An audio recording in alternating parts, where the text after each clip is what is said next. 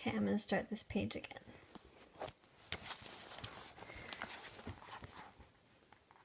Okay.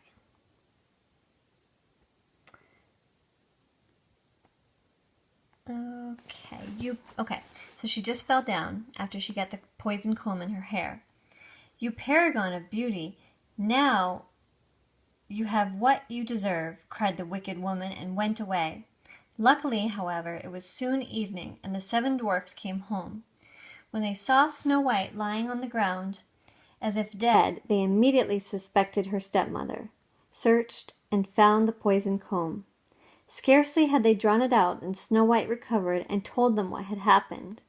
Again they warned her to be careful and to open the door for nobody.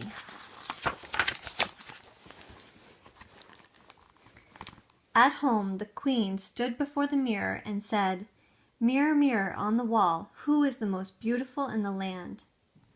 And it answered as before, "Lady Queen, you are the most beautiful here, but Snow White beyond the mountains with the 7 dwarfs is still 1,000 times more beautiful than you." As she heard the mirror say this, she trembled and shook with rage. "Snow White shall die," she cried out, "even if it costs me my own life." Then she went into a hidden deserted room and created a poisonous apple.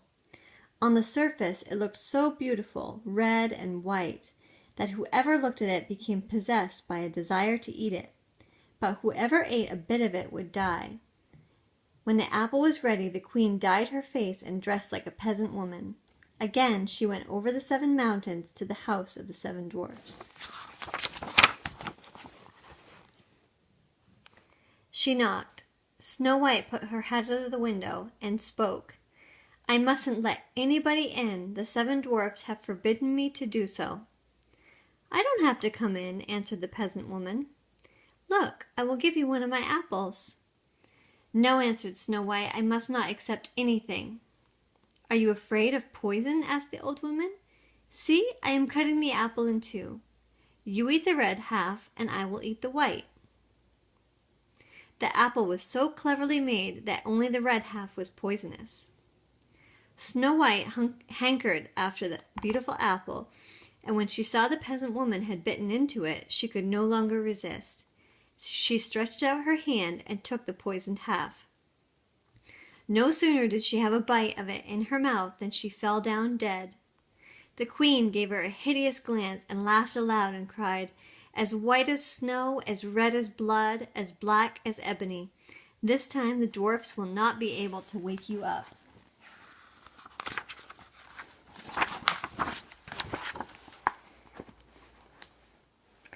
And when at home she asked her mirror, "Mirror, mirror on the wall, who is the most beautiful in the land?"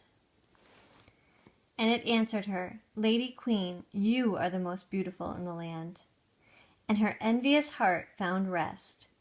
That night, when the dwarfs came home, they found Snow White lying on the floor. No breath came from her mouth. She was dead. They picked her up, looked for something poisonous, unlaced her, combed her hair, washed her with water and wine, but nothing helped. The dear child was dead and remained dead. They laid her on a bier, and all 7 of them sat round it and wept for her for 3 days. Then they wanted to bury her, but she seemed fresh and alive, and still had beautiful red cheeks.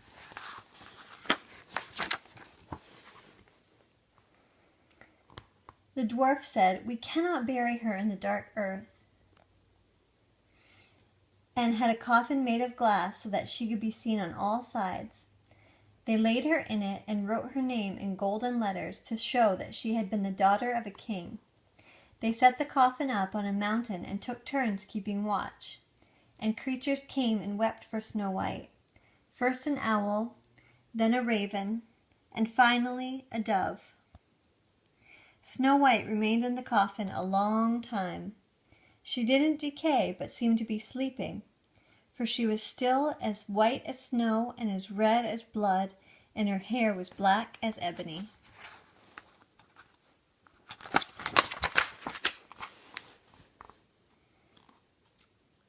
It happened that a king's son discovered the forest and came to spend a night in the house of the dwarfs. He saw the coffin on the mountain and Snow White, and read what was written in golden letters. He said to the dwarfs, "Give me the coffin. I will give you anything you want in return for it." But the dwarfs answered, "We shall not give it up for all the gold in the world." Then he said, "Give it to me as a gift, for I cannot live without seeing Snow White. I will honor her and treasure her as my dearest."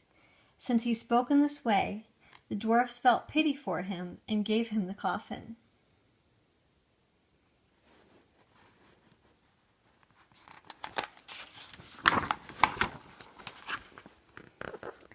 And the king's son had it carried forth on the shoulders of his servants. They happened to stumble over a bush, and because of the jolting, the piece of poisoned apple was dislodged from her throat. And not long after, she opened her eyes, raised the lid of the coffin, sat up, and was alive again. "Where am I?" she called out.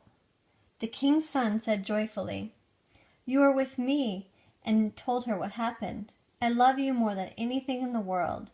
Come with me to my father's castle, and you shall be my wife."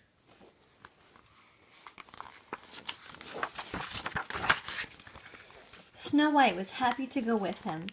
Their wedding was arranged with great splendor and magnificence, and among others, Snow White's evil stepmother was invited to the festivities. After she dressed herself in beautiful clothes, she stood before the mirror and said, "Mirror, mirror on the wall, who is the most beautiful in the land?" The mirror answered, "Lady Queen, you are the most beautiful here, but the young queen is 1,000 times more beautiful than you." Then the wicked woman uttered a curse, and she was so miserable she did not know what to do. At first she did not want to go to the wedding at all, but she could not resist. She had to see the young queen. As soon as she arrived, she recognized Snow White and stood there, full of anguish and terror, and could not move. But iron slippers had already been placed on a coal fire and were brought in with tongs and placed before her. She had to step in the red-hot shoes and dance until she fell down dead. The end. Snow White was rescued and the queen is gone. I hope you liked the story. I'll talk to you soon. Okay.